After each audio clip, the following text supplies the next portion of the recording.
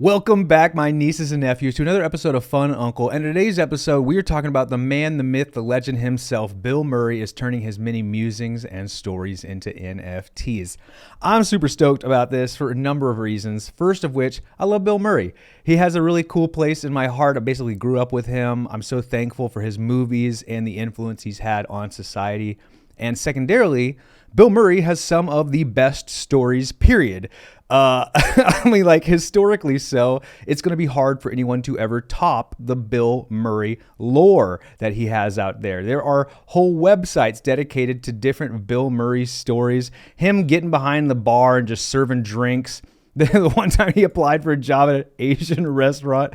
And I've heard so many stories about him crashing weddings, not only the photo shoots, but the weddings themselves, especially if you're having a wedding at a golf course that Bill Murray is playing at. Better believe he's about to crash that wedding.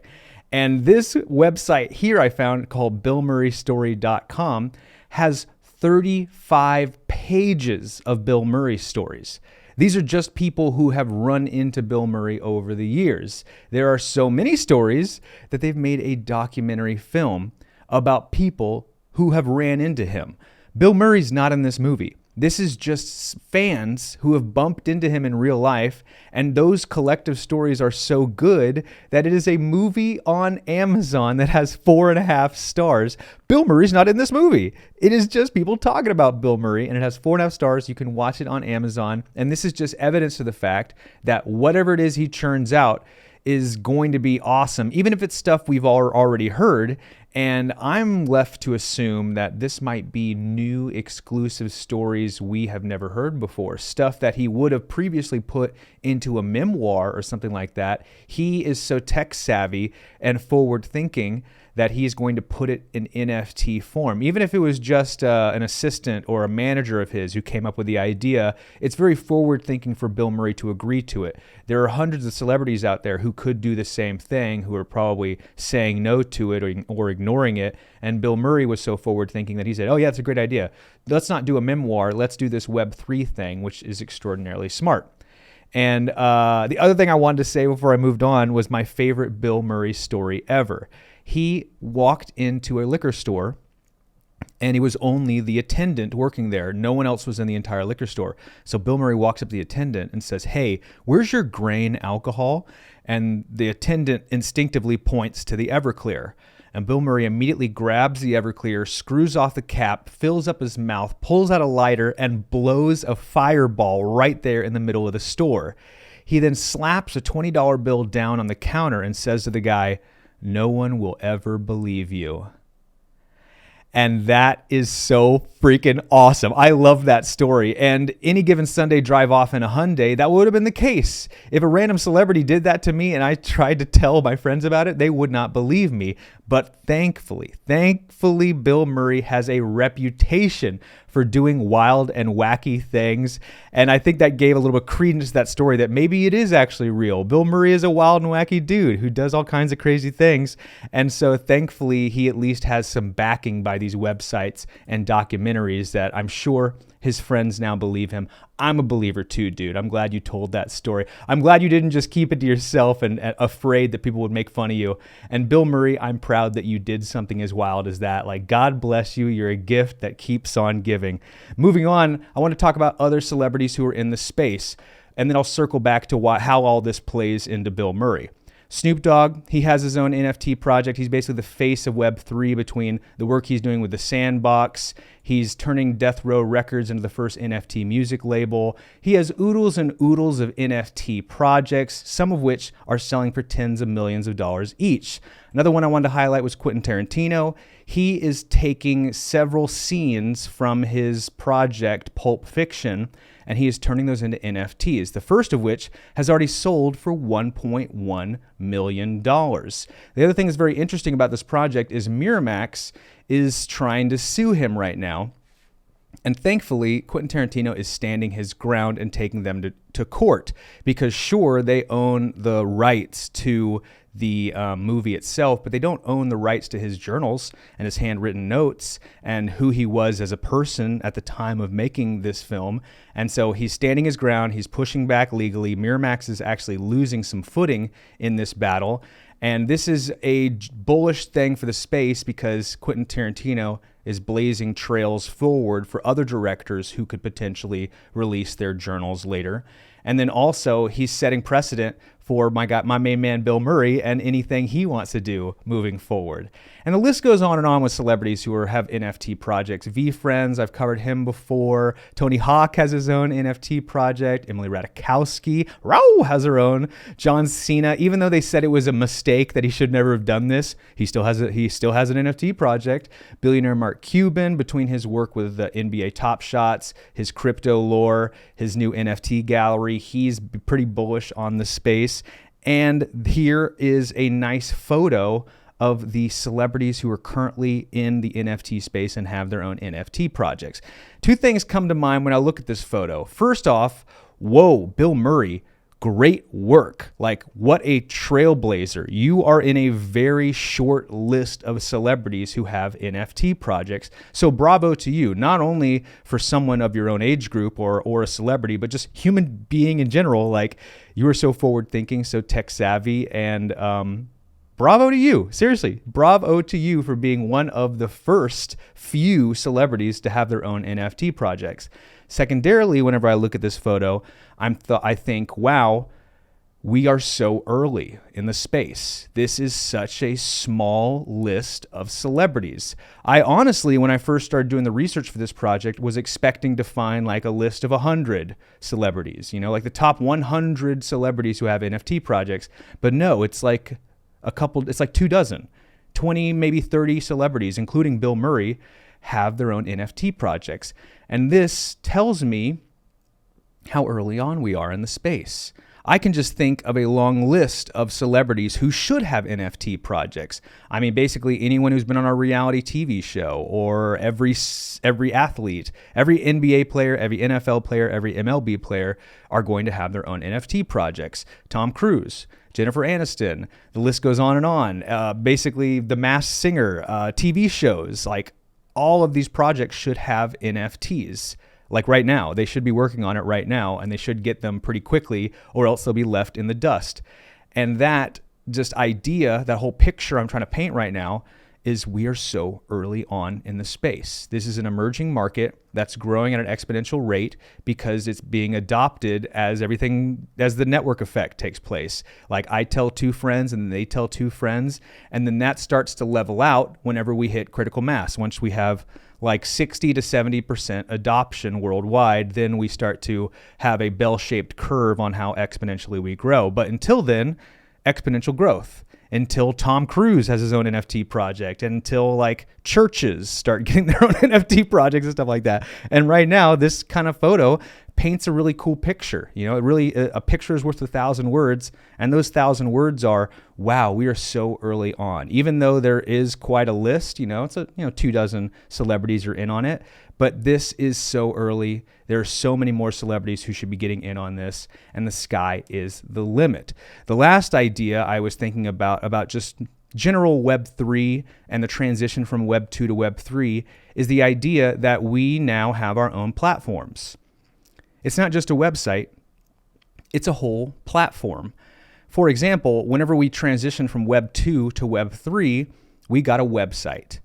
And so we had our own URL. We could direct our friends to that URL. We could post anything we wanted within reason on that URL, and it was ours. In Web3, we have our own platforms. It's a website of websites. People can buy their own website or NFT within your collection of websites, aka your own platform, and you are going to have what essentially is your own Facebook or your own Instagram. Case in point is my main man, Gary Vaynerchuk, with VeeFriends. He essentially is making his own exclusive digital club. The only way to access that quote-unquote URL is by buying an NFT, which costs, a purchase price, a one-time fee. Then you get an access key to interact with him and his own social media space and a bunch of like-minded people just like him and just like you. It's his own Facebook, essentially. It's his own MySpace. It's its own Instagram, right? It's called VFriends, and it's just for Gary Vaynerchuk. And I'm going to see more and more of this moving forward to the point where you, myself, the local veterinarian, the flower shop down the street are going to have their own NFT projects, aka Web3 platforms, to which they will interact with their fans and their customers. And so this is the new trail that's being blazed forward. These celebrities had the wherewithal to get in on this space, to have their own platforms, to interact with their friends, their friends and their fans on a one-on-one basis. And this is a sign of things to come. We have a really exciting future ahead of us. And it starts with celebrities like this making that first step forward.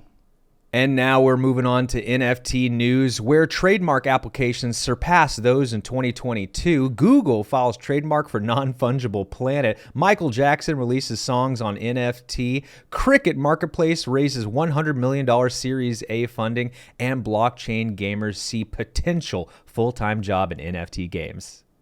And our first story, NFT trademark applications in 2022 surpass filings in 2021. This is crazy. I mean, really unpack this story. We're not even halfway through this year. I think we're not even a quarter of the way through this year, and we've already passed the amount of trademark applications from all of last year combined. That is massive news. That means we are going to continue to see growth throughout the year. And as you all know by now, the end of the year is usually when the craze takes place. People are getting their Christmas bonuses. People are trying to spend the rest of their budgets. It's just at the end of the year, people tend to have more money and are willing to make more frivolous purchases or are less restrictive with their purchases towards the end of the year. And so I see us continuing to make these kind of gains throughout the year. We will continue to break new records throughout this year. And this is just a sign of the times right here that, like, wow, we're not even halfway through the year and we've already passed 2021. And 2021 was the year of NFTs. It really was. So this is crazy that we're going to have an even better year this year, even with all the bad news that's taking place in the world. That is super exciting stuff for NFTs in general. Google files trademark for non-fungible planet. Okay, kind of weird. You like, what? Does that make sense? Wouldn't that planet still be an NFT in Web3? Even if it's a planet, it's still a token. But if you really unpack it, they're just trying to do some kind of marketing campaign to provide information about environmental protection. So they're like trying to highlight this one planet we have and how we get to conserve energy and be more energy efficient. I think they're going about it the wrong way. It's very confusing. It makes me think that because whenever I think about, my mind immediately goes to like the land we could buy in the Sandbox or Decentraland, or the planets that we can purchase in the upcoming game Phantom Galaxies. And so this, I don't think, is going to track as well as they think. But nevertheless, it's good that the words non and fungible are in the news, and Google is excited to pair their name with it. So I would say, all in all, this is a net positive piece of news for the NFT space, and I would like to see what their plans are. But it definitely was one of those stories like, I got to talk about this. Like, they trademarked non-fungible planet. They're definitely thinking something. Google always goes big with things. It sounds like they're going to go planet-sized with this one. NFT Michael Jackson's song launches. Our musical NFTs the next craze. Yeah. Are you living under a bus, guys? I think this is a sign of things to come. You know, this is going to be the new norm. I don't think all music will leave previous paradigms. For example, we will still be able to buy Michael Jackson's records and Michael Jackson's CDs and his A-track tapes. But NFTs will be an addition. It is just another medium to which we will listen to music. We will have our Spotifys, we will have our Apple Musics, and we will have our NFTs on the Audius platform. And it's really just market competition. You as a user get to pick which way you want to listen to music, and some are more advantageous to others in different minds. And I think that this will just be an added bonus for people who are in the NFT space, or young artists looking for another way to monetize their music. The next one I see coming up is Prince. After Prince died, there are rumors that he has 100 albums worth of music, like, ready to go, that he's already recorded, and he just didn't he like didn't like it. It wasn't up to his quality, and so he never released any of it. And I'm hopeful that the estate or whoever's running Prince's music in the near term will convert all of that into NFTs, and we will finally get a glimpse of what Prince was working on all those years. He has 100 albums, and even if the rumor is extrapolating the truth, then that means there's at least 10 or 20 potential albums of great music that we are going to get to enjoy, and it would be exciting if they were put on NFTs. The Cricket NFT marketplace to raise $100 million in a Series A funding round. This is extraordinarily bullish news for the NFT space, but also highlights how the Western world, the US in particular, are so far behind the 8 ball on NFT adoptions. In that Cricket, a sport that most people haven't even heard of, especially in America, is going to have a $100 million marketplace in NFTs. This is just a sign of things to come. I think America has to catch up, and it's only a matter of time before the NFL, the NHL, MLB, NBA, all of the above have their own NFT marketplaces. And it's not a matter of if, it's a matter of when, and definitely in the next 5 years, and maybe as soon as next year. And the fact that Cricket of all games has their own $100 million marketplace. Wow, definitely a sound of the times and showing us that we've only just begun. I can't wait to see what America finally pulls out of the hat in the short term. And blockchain gamers see playing NFT games as a potential full-time job. Play-to-earn games, blockchain gaming, NFT games, whatever it is we're going to call it moving forward, is a behemoth. And their citizens in second and third world countries like the Philippines, Venezuela, Brazil, who are seeing rapid inflation in their currency, are seeking refuge in these play-to-earn game space. And I think it's kind of beautiful, that these citizens have a way to make ends meet in a means that is convenient for them. For example, Lyft and Uber took off because it was a convenient way for citizens to make secondary income that they could fit into their schedules. Simultaneously, with play-to-earn games, this is revenue that you can fit into your schedule whenever it's most convenient for you. So you're on the bus or the subway on your way to work or school, or you're on the toilet on a break, and you can just sit there on your phone, play your games, get your money, and then head back to work. It's a very convenient form of revenue that you can insert into your life in any way that's convenient for you. And it's very just inspiring, and it gives me hope, especially when inflation is so rampant and the markets are down the way they are, that us as citizens will have options moving forward to keep the lights on. It wouldn't be an episode of Fun Uncle without some cryptocurrency news, and we have some really exciting bullish stuff for you guys today. As Ethereum passes Bank of America and MasterCard, crypto reclaims the $2 trillion market cap, Bitcoin correction is probably over, and Crypto.com runs an ad during the Oscars. But before I dive into any of those stories, the real news is the fact that all of the markets are up. It is across the board, unanimous. All coins are in agreement that it is time to head towards the moon. This isn't just one coin. This isn't just one exchange. This isn't just one market manipulator. This is unanimous. We are seeing volume flowing in. We are seeing, and even when it's hitting these high points, we're seeing the RSI at low levels. They still think we are undersold or oversold at these points, and there are higher peaks for us to continue towards. So just unanimous. That's the exciting piece of news I wanted to start off with, is like, we back, baby. Like all that doom and gloom, fear, uncertainty, it's washed away. The other shoe has dropped. There seems to be no more bad news and only good news on the horizon. This is just exciting, guys. We made it through what might be the worst of it as far as this period in time is concerned. I don't want to say that it's not going to get any worse. I also don't want to say we're about to hit new all-time highs. I think we're going to have some favorable trade action here in the short term, and this has got me all kinds of excited. So that really is the first story that we have to talk about today. As far as news articles, Ethereum has passed Bank of America, MasterCard in market capitalization. And that's not all. There's a list of other companies it's passed. It's above Procter & Gamble, ExxonMobil, Bank of America, Home Depot, Chevron. I mean, Chevron and Exxon are media are oil tycoons. Like, they mine and distribute oil internationally by the billions. Millions of barrels of oil are coming out of these companies on a daily, weekly, I think. And so for Ethereum to be above all of those and continuing to gain traction and move higher kind of is fulfilling our fantasies that we've all had about, cryptocurrency replacing these institutions.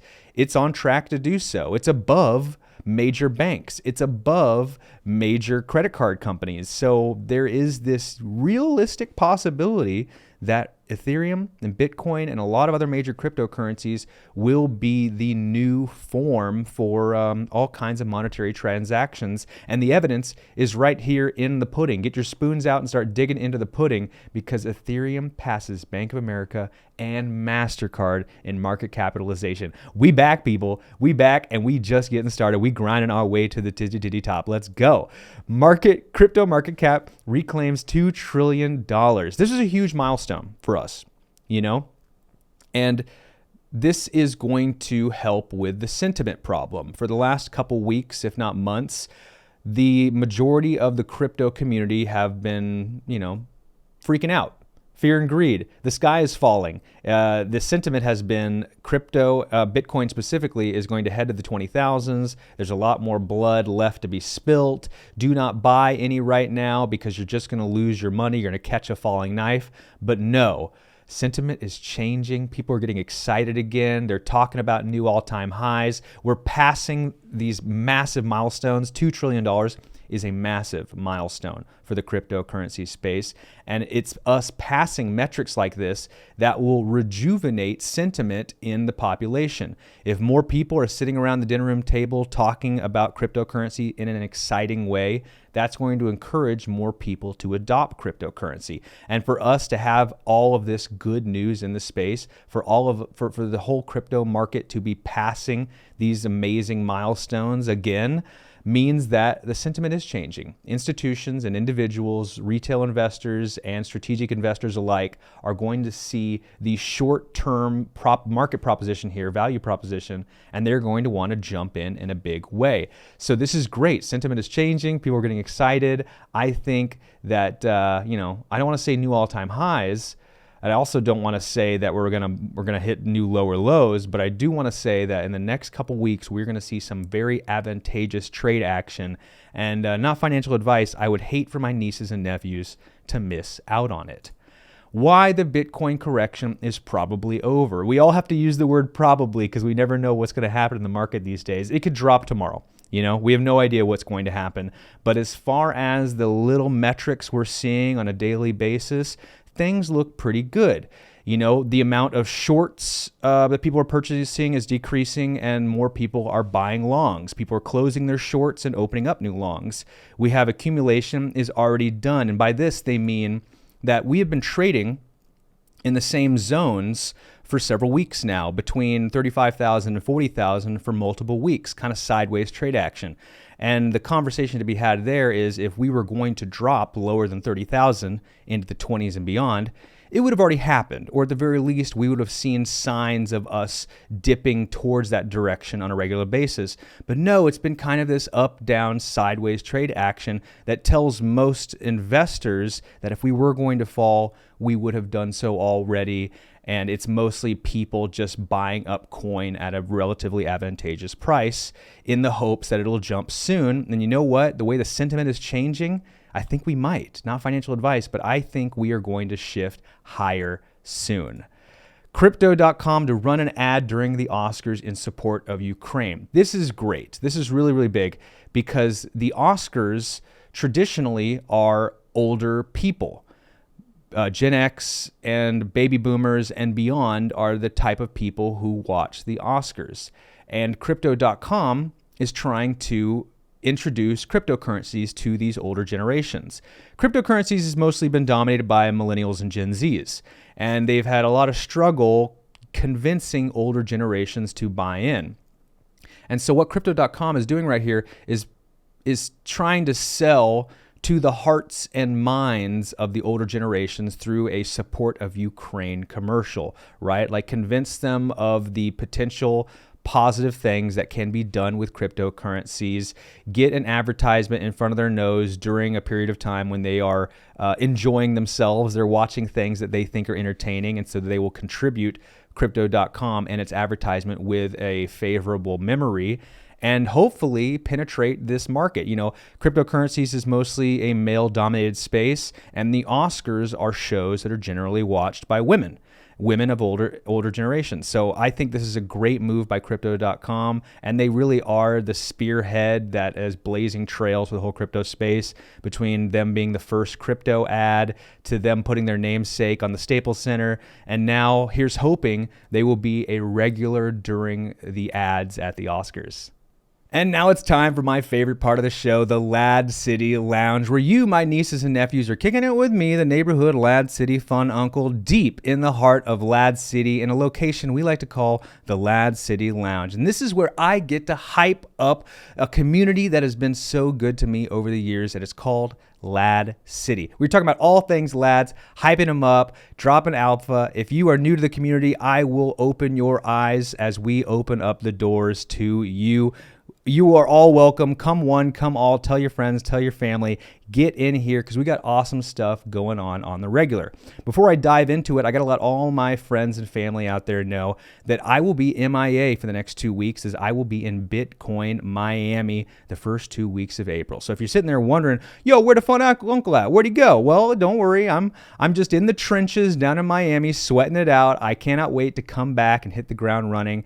But it will be exceptionally difficult because I'm not just going to the conference as a regular convention goer. I'm actually working the conference for the audio and visual teams. So I will be helping them set up the video walls, patch in video equipment, making sure clients' advertisements are in the right place, making sure the presentations are loaded up on the big screen, make sure the camera operators know what to do. I'm kind of in this management position where I'll be playing a lot of 3D chess with people and clients for 2 weeks. It'll be very, very stressful because I got to fly in 4 days before the conference because we're going into an empty convention center and we're unloading 18 semi trucks of equipment. And I just basically got to make sure all the pieces get put in the right place. And then once the conference wraps, we have 3 days where I got to make sure all those pieces get put back on all 18 of those semi trucks. It's absolutely crazy. They said the people who are rigging it out said that it's the biggest video wall they've ever constructed, period, is going to be at Bitcoin Miami, and I'm going to be working with the team overseeing it. So it's really exciting for me. However, for you guys, you'll be bummed out because you're not going to see much of Fun Uncle for the next 2 weeks. So don't you worry. I will miss you guys. I cannot wait to hit the ground running when I come back. So stay tuned and be patient with me while I'm working through that conference. Pray for me too, that I don't get COVID like I did at the last conference. So here's hoping and here's praying. And now with that, let's dive back into the action by talking about the YouTube page. Of course, if you're watching this video, you already know about the YouTube page. Please hit the subscribe, like the content, tell me what you think about it in the comments down below. I got thick skin. Give me your criticisms. I want to build a better mousetrap. You know what I'm saying? I want to make this show better. So tell me what you liked and what you disliked, and I will keep making it better as I go. But really, I want to hype up the other shows we have from Art Start Now, NFT Live, the Nifty Q Show, Music Mondays with Louis C. Rhymes. We have shows every single day of the week dropping hot alpha about NFT news. And you don't want to miss it. If you like NFTs, this is a network you do not want to miss out on. We got something dropping every single day. So hit the subscribe, turn on those bell notifications because the content's great. We are building every day. We only have 11,000 subscribers, so the sky is the limit for us, and we have so much more growth potential left. So you, as community members, could be a part of this rocket ship from the ground floor. So hop on today. Join us. Check it out. The first show I wanted to highlight today was the new Quint box here, the new Pentagon at NFT Live, which is really cool. The NFT Live is changing the format, so it's not just Ronan and Q running the show. They've now opened up the doors so other people in the community can hop on and talk about cryptocurrencies. This is great for two reasons, because it's giving viewers opportunities to be on the show. Young and upcoming influencers or key opinion leaders like myself can cut their teeth on the show by being part of something big like this. And then simultaneously, It takes the pressure off of Q and Ronan. They don't have to be worried about doing the whole show by themselves, which is pretty stressful to have to talk the whole time, to have content to fill the whole space with. Now they can spread the load amongst us. And really, it was like a vacation. Here I am just sitting here, nodding my head, smiling, didn't have to talk the whole time. We got to spread the load. Everyone got to speak their minds. And it's nice to have people to parlay off of, to have a 5-way conversation with people. It's very low stress and a little bit more entertaining because we're just kind of talking. We don't have to be on point the whole time. And so I think it's really exciting. And I think you as a community member should stay more engaged if you are interested in being on the show, because we're picking people out of the Discord. And I guess there's no better segue than that to dive into the Discord, which is the real tasty, juicy morsel you do not want to miss out on. This is where the real alpha is taking place, where it's getting cut right off the tree and delivered up fresh for you to gobble down. We're typing each other up, encouraging people, telling about the good and the bad from, things being hacked. You're going to know immediately right here. I think more recently, they just said that they were just talking about a hack I just read a second ago about, Chrome got hacked. So this is great. Our incredible mod, Hash Rhymes, is letting people know as soon as it happens what you need to be aware of to protect yourself. And so if this isn't a sales pitch alone to be a part of the Discord, don't you worry, I got more. There's the loot box right here. We have giveaways every single week. We're giving away NFTs. Right now, they're giving away some ape token.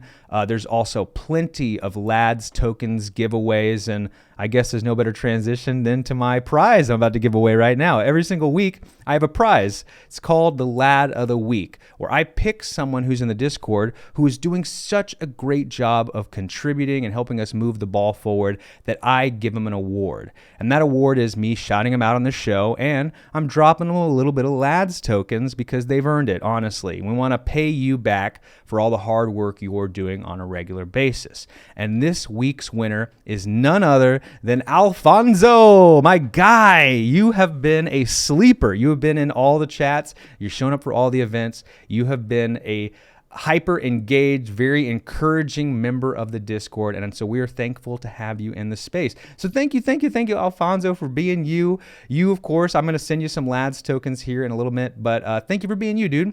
Keep up the good work. And for those of you who want to be the Lad of the Week, just do what my man Alfonso is doing. Just be in the Discord on a regular basis, hyping people up, dropping alpha, be encouraging, and no good deed will go unnoticed. I am looking at the Discord on the regular, trying to find out who is deserving of this award. And if you missed it this week, don't you worry. I'm giving them out every single week. Your time is coming. So if you are a contributing member who feels like you've been overlooked, don't worry. I'm going to take notice, just like with my man Alfonso. He has been working at it for a while now, and so you're long overdue, my bud. I'm stoked to give you this award, and it looks like we're about to 5 times your LADZ tokens here because I'm giving you 100 LADZ for being our Lad of the Week.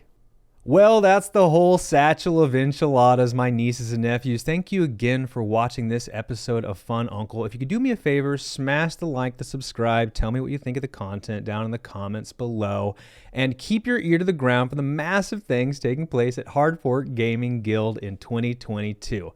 Last but not least, I gotta touch on my NFT project. I don't know if you remember, I have 200 unique tropical themed NFTs available on the OpenSea marketplace right now. Well, I have launched my 5th and final riddle. It is now live. For those of you who don't know, all you have to do is buy one of my NFTs, go into the unlockable content. You will find a path to one of my riddles. First one to solve it and email me the answer, and bam, I will send you $100 in Ethereum. And I've got 2 of these NFT riddles live right now. So if you think you have what it takes to crack one of my riddles, head on over to OpenSea today. First one to email me the answer.